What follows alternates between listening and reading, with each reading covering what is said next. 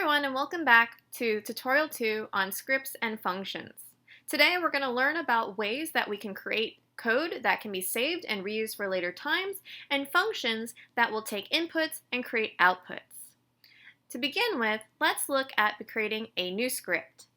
Here in our main panel, we have the Home tab. In the Home tab, you'll see the button New Script. When you click on this, an editor will pop up, and this is where we're going to be typing in all our information. Now, the first thing to do is we're going to want to save this. This way we will be able to save it as we go. Save as. So you'll notice that it will pop up in your general folder and it will show you different ways of saving it.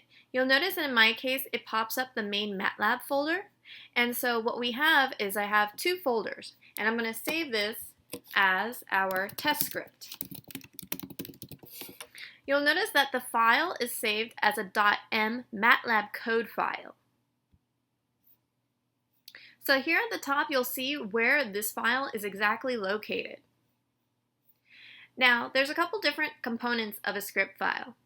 The first thing is you're going to be able to create everything that we did in the first tutorial. So we will be able to create all of our vectors. We had a few that were similar. We had C, which was also same as this previous one, but transposed. And we also were able to create different matrices, 2, 3, 4, 5, 6, 7, 8. So in all of this, there might be a use for this later on. And so by saving this, and we hit save, we're going to be able to run this file continuously and run and be able to get all of these variables every single time. So these were the same different vectors that we created in the last tutorial. And so if we take this button and hit run, the first thing you'll notice is that it will ask you a question about changing the location of your current folder. So if we go back here, you remember the current folder here shows as your MATLAB default folder. You can change this to any folder where you have this script file saved. And so in our case, you see up here, our test file is saved in a folder embedded in that MATLAB folder called tutorials. So we're going to change that folder. Now, if we go back here, you'll notice that it appears in the command window, it says test script. Next, you will notice that in the workspace, all of the variables that you created in that script file all appear. And just for example, let's type D, you can actually see that matrix. So this is really handy, and I'm going to make a quick adjustment, that way we can save some space on our command window. So this is great. This is a way that we can take what we have and be able to save it without having to type it every single time, just by running the run folder. Now, keep in mind, you can add in any lines of codes that you would like to do previously. So in our case, we used to put clear all and CLC. To remind ourselves of what each of these do, there's a way to do this in our file. With the percentage sign, this denotes to MATLAB that this is a comment. So here we can say clear all will remove all variables. And you'll notice that the text shows in green. This represents that this is a comment. I'm going to do the same thing here. I'm going to say CLC will clear the command window. And I'm going to add another comment that will say vectors, matrices. So this allows us to be able to do different ways of not only inputting the code that we used in our command window last time, but more importantly, add commentary to help us remember what exactly this file is and what does each element represent. So you'll notice when I hit run again, it should do two things first differently from the first time. It should remove all the variables and it should clear the command window, which it does exactly. So here in this case, we have a clean set and we have a clean window. So command The command window is great, but it doesn't mean that you'll have to repeat everything multiple times. But scripts, this allows you to be able to save everything as you go and be able to run it all at once. This is going to be really useful for codes that you may find you're using multiple times or you're going to potentially modify in the future. Additionally, it also allows you to check something without having to scroll all the way back in the command window.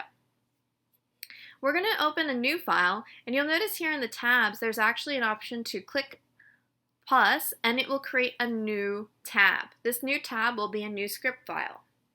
So what we're going to do in this one is we're going to create a function.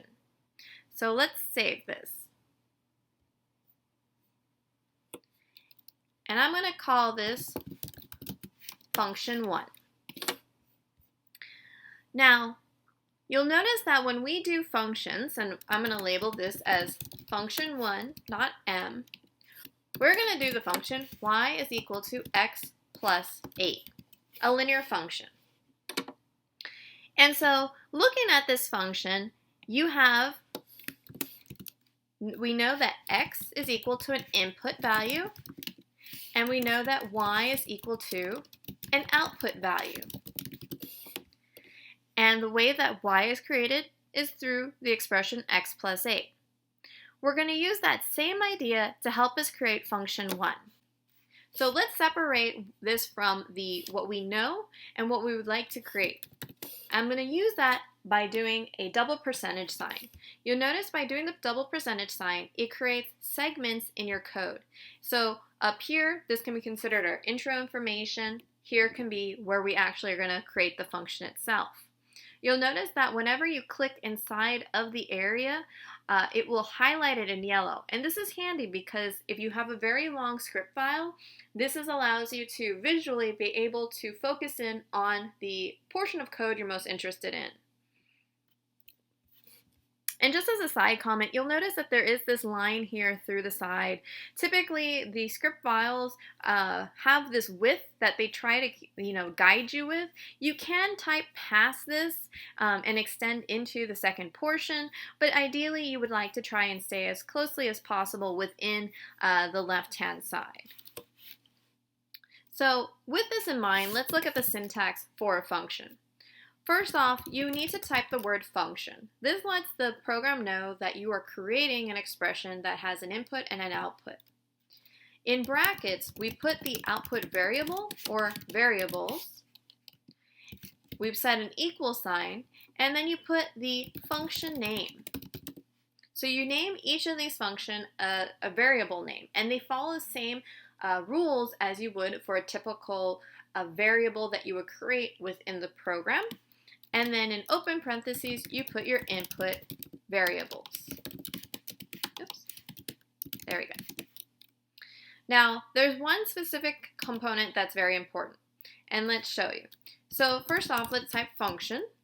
We'll call our output variable y, just as we have in the equation. The function name, we're going to call function 1. And you'll notice that this function 1 matches the name of the file we created. This is very important. You must have these two titles matching, the title of the file and the function name. This is because when we call the function later on, we're going to need to be able to give MATLAB a way to find it quickly. And in this case, our input variable will be x. Next, we're going to apply our actual equation to show what we're trying to solve for. First off, I want to let you notice that there are these highlights. Here, you'll notice that in this underscore, when you hover over it, it tells you that the input argument may not be used, right? So this lets you know when you have an input variable that it has not been used yet. Similarly, if you go here, you'll also tell you that there has been a y, an output variable, that has not been set. And those will go away once we do this next line. So this is going to be the expression. We have that y is equal to x plus 8, and I'm just going to suppress that output, and you'll notice that the underscores for both the x and the y now disappear, and that's because we've used them in this one line of code. What this does is it will take any value that comes in as x, plug it into this line of code, and output a y variable. Now, one thing to notice is, let's save this. If you were to click run, this tells you right off the bat there's an error, that the function 1 requires more input arguments to run. And it will also show here in the command window that not enough input arguments are there. The reason being is that this needs to have a value to go into this function. Right now, it has no idea what x is. So this is a way that we need to be able to call the function either through the command window or through a script. So let's modify the script we have here. And let's say that we have an input value, so x is equal to 1. And so we want to know what is the expression of y is equal to 1 plus 8.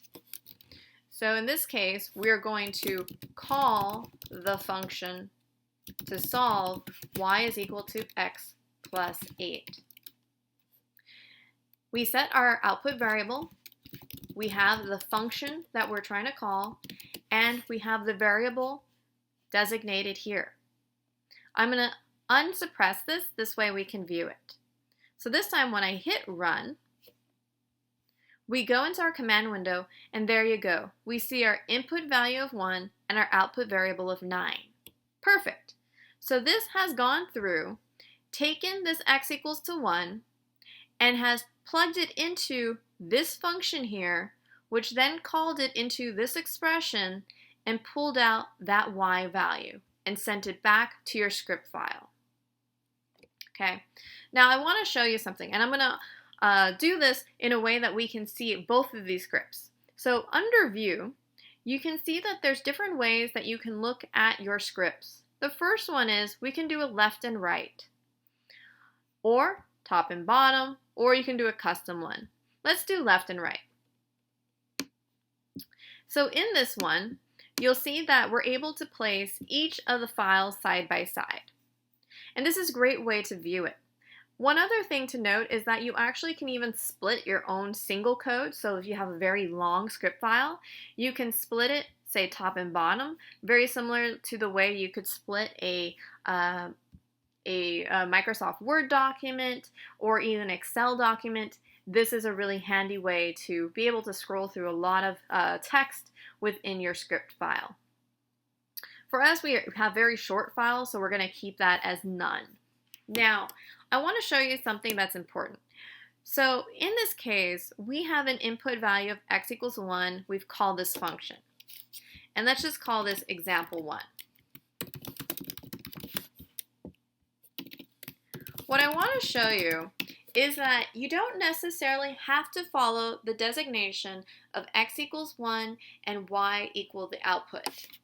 So let's just say our input value is a is equal to 3, and we want to call the function to solve b is equal to a plus 8.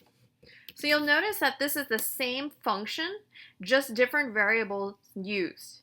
We can use the same function that we created because what MATLAB does, it acknowledges what variables are placed in the parentheses and within the brackets and acknowledges those as input and output respectively. It doesn't necessarily capture the variable that is used for the input or the variable used for the output in your script file. What it will do, and why it's important in this folder or this file, is that with the x and y, it has to be able to know with this input file or input variable, it goes here, becomes this variable, and that goes into your output. So let's show you. So in this case, we're going to say b is equal to function 1 of a. So you'll see that what it should do is it's going to take 3 as the input. So it'll come in here as x equals 3. It'll become x plus 3 will be 3 plus 8. Create an output of 11, and that should be the output that we get as variable b. So let's try that out. So when we do that, you'll see exactly that. Y is equal to 9 and B is equal to 11. And you'll see here on your left-hand side from the workspace all the variables that we created. Now note that in this case, only the variables that are created in the script file will appear. If you create a variable within the function, it will not appear here in the workspace. So to give you an example, let's just say that we have a second y value, y2, which is equal to 2 times x. Now, let's save this, and let's just run the script file again. So I click into the test script, I run it. You'll notice that we have the same outputs and we have the same variables. You'll notice that at no point in time does y2 show in the test script or in the workspace. The reason being is that the way the function works, it is only focused in on what is coming in and what is designated as coming out. And it is the script file that designates what is going to be shown in the workspace. So let's say, for example, that you did want to include y2 as an output. The way that you do it is you put a comma and type in the second variable. So in this case, we have 2 outputs for this problem. So, and this is doable. You can have it where this can do multiple functions based off of given variables. Most of the time, depending on how complex your equations are, you may want to isolate one function at a time, but it is possible to do multiple expressions and give multiple output variables. So to represent this in our introduction information, we'll put that y2 is equal to 2 times x. And we'll just move this over such that we have a nice, neat little presentation of what we have as our output value. Let's say, for example, we don't want to run this A and B anymore. What you can do is you can highlight these lines of code and do a comment on it. So you could do command /. And there's different ways. You can see here that it shows it. It'll say comment. It will say uncomment. So you can take that off. You can comment it out. What it does is when you put these percentage signs in front of any of the lines of code, MATLAB skips it. It does not read it. And so what will happen is, in this example, it will only read x equals 1 and will only output y. It will ignore any calculations with A and B that we did previously. Now, we have modified this function.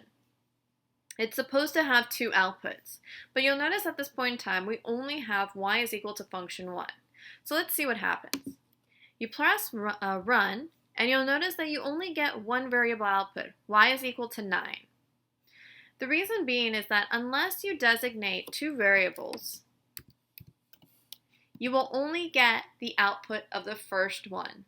So if we rerun this again, you'll notice that we have y, and we'll call this y1, y2.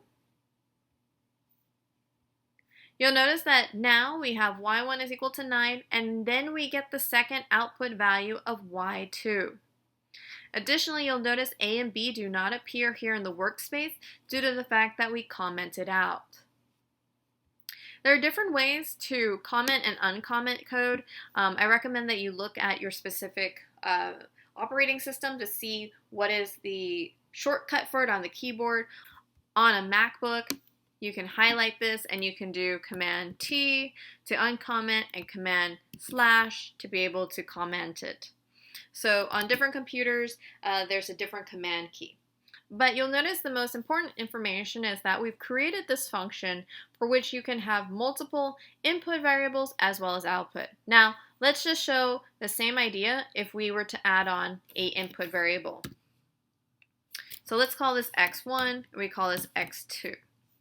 And so say in this example, and we'll change this to y1, y2, y1 uses x1 in an expression, and y2 uses x2 for this equation.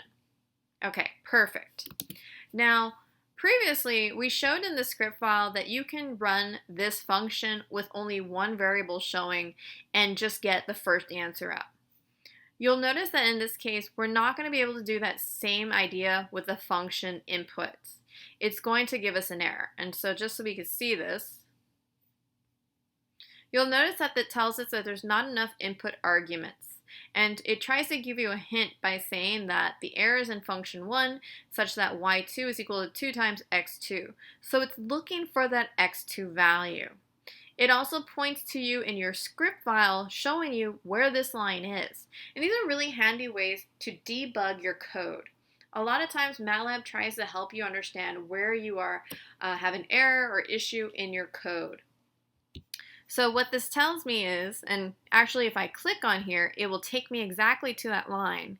It tells me that there's a problem in this line, and it's related to this function here, y2 is equal to 2 times x2.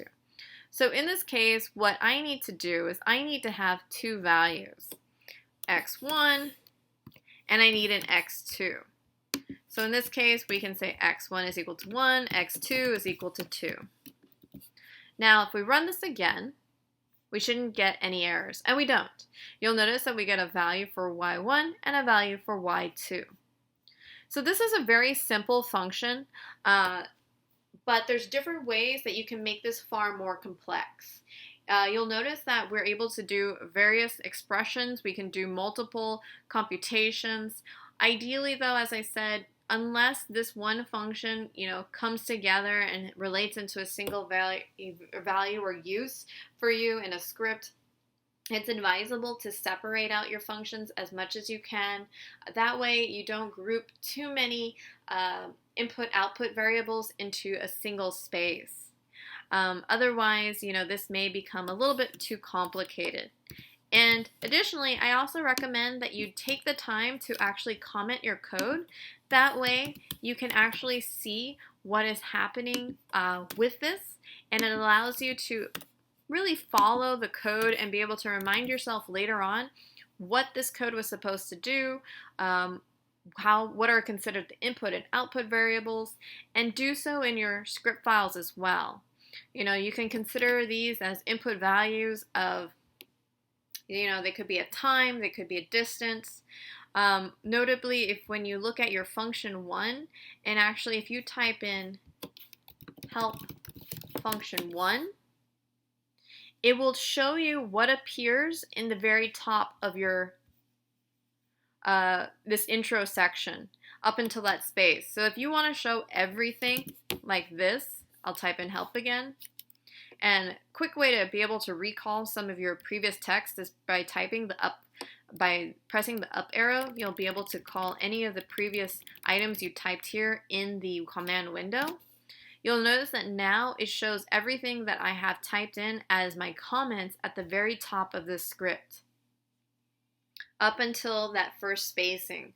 And so this is really handy and useful for you to be able to track your different functions, know what they were supposed to do. You may not necessarily just have to put the function itself. You can put into words what this input and output are supposed to represent, and go from there. Now keep in mind, because these are functions, you can define components that go into these functions for your use. For example, you can create a constant c, which is equal to 8, and make this the variable c.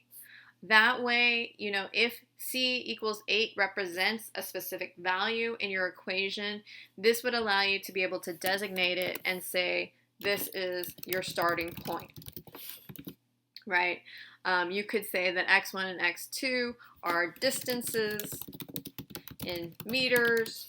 Y1 and Y2 are now output distances in meters. Information such as this comes in really handy to be able for you to identify what these are going to be. And it reminds you later on of how to utilize this best. So this is a really simple way of creating a function and utilizing your test script to be able to run these. And I highly recommend that you practice creating some simple functions to make sure that you have the basic idea of how to do an output and an input before proceeding into more complicated functions. Keep in mind, MATLAB always will try to help you debug it as best as possible. And one way that you can help yourself is that you can try to track to make sure that it is creating what you're supposed to create as you go. So MATLAB really does try to help you identify where there are errors in your code. One thing that you can do yourself to help you debug it and make sure that it is doing the mathematics properly and as you expected is by putting in what we call breakpoints. So a breakpoint is, you'll notice that next to almost every single line of code, it does not count the lines that have commentary or fully are commentary. You can press on it and it creates almost like a stop button. And so if we put a stop button here, and what I'm going to do is I'm going to uncomment this 8. Now typically when we would run this, it would give us an error, right? But when I press run this time, you'll notice that it will actually show me function 1, c is equal to 8. And let me just clear this out so we can see this a little better. So let's type, and to start over again, you press quit debugging, and let's press run again. Here you'll see, here's the function name, and it tells me c is equal to 8, which is perfect. So it tells me what this value was. Now, to get from line 15 and stop at line 17, you'll notice that I will need some input value. So this is a great way for you to test it. You can just say, x1 is equal to 5. Okay, hit enter. Now, if you go to continue,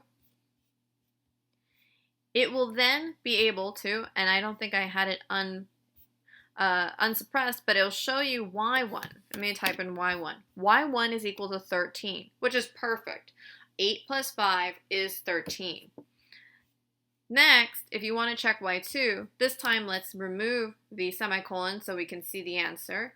We have to define an x2. So we can say x2 is equal to 1. So when we press continue this time, you're going to notice something. You'll notice that it will tell us that y2 is equal to 2, which is exactly x2 times 2, but it also gives us this ants. This is a reference to the very first variable.